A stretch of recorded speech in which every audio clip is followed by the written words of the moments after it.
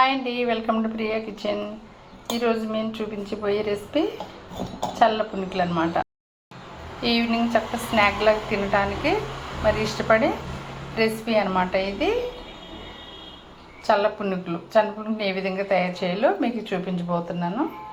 ఇప్పుడు మైదా పిండి 2 కప్పులు, ఇది ఉండి 2 కప్పులు మైదా పిండి, అలాగే 2 కప్పులు పెరుగు, తరిగి పెట్టుకున్న పచ్చిమిర్చి, సన్నగా తరిగి పెట్టుకున్న అల్లం, ఒక చిన్న టీ స్పూన్ జీలకర్ర, కొంచెం చిటికెలు సాల్ట్, రుచికి సరిపడా ఉప్పు.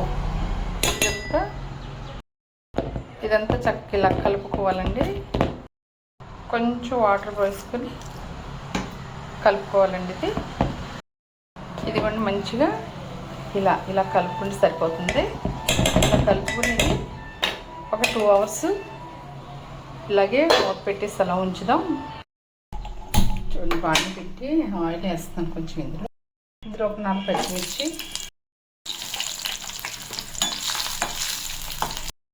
కొంచెం జీలకర్ర, అంటే నేను పెట్టిన కొంచెం పుట్నాలు. అది బాగా ఫ్రై అవుతుంది, ఇలా సరిపోతుంది. స్టవ్ ఆపేస్తుంది.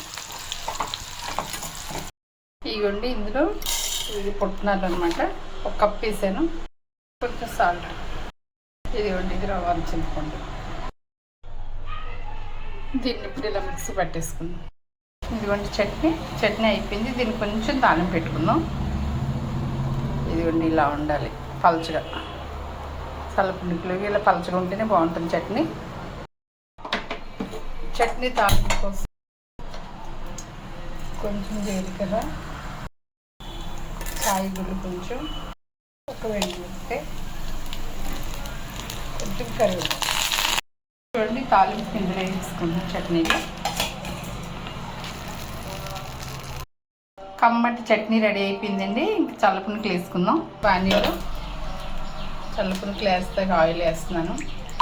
ఇదిగోండి, పిండి నానబెట్టి 2 అవర్స్ అయింది. దీన్ని ఇప్పుడు ఒకసారి కలుపుకొని పునుకులు వేసుకోవటమేనండి. ఇంకా కమ్మటి చల్ల పునుకులు వేస్తున్నాను చూడండి. ఇప్పుడు